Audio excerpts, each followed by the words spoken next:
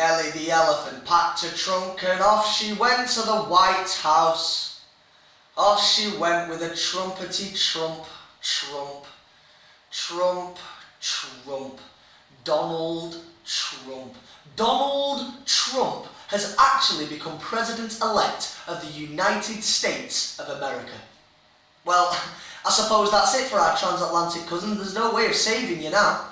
I mean, don't get me wrong, in terms of the race, the options available, the choice wasn't great, but when faced with hate and lies on either side, I like to think that my type would at least be that which is familiar with the mechanics of the position.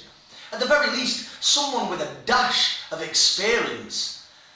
I'm aware that it's been made abundantly clear that Hillary's history is somewhat smeared and that she has a reputation of swerving not only the issues but the details of her paper trail, but is this not true of Donald too?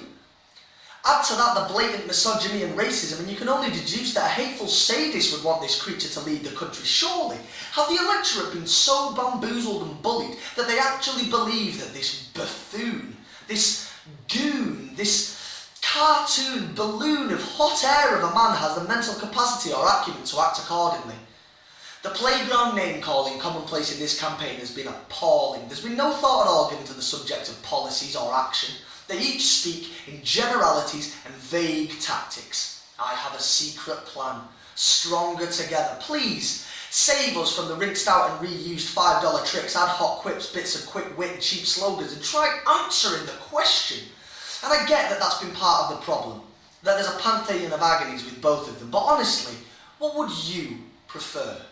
A lawyer and former voyeur of the position, admittedly with questionable ethics, but at least some sense of that which goes on in office, or a power-obsessed, tower-erecting, incestuous sex pest whose best contribution to society is saying you're fired on TV and being famed for having a disgraceful toupee?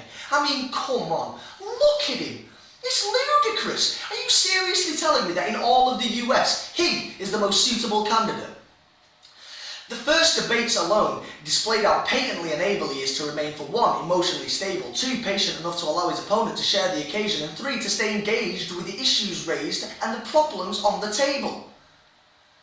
Hillary is no saint, and I'm not saying that people ought to be excited about her, but in terms of jumping out of the frying pan and into the fire, being led around the maze by a raving lunatic or a liar amongst liars, yes, they were stuck between a rock and a bit of a hard place. But I really did think that common sense would dictate that certain evil traits outweigh others. Obviously not. And now the damage is irreparable. Oh well. Let's just hope that it's not that much less bearable dealing with the weather when you're living in the 9th instead of the 7th circle of hell.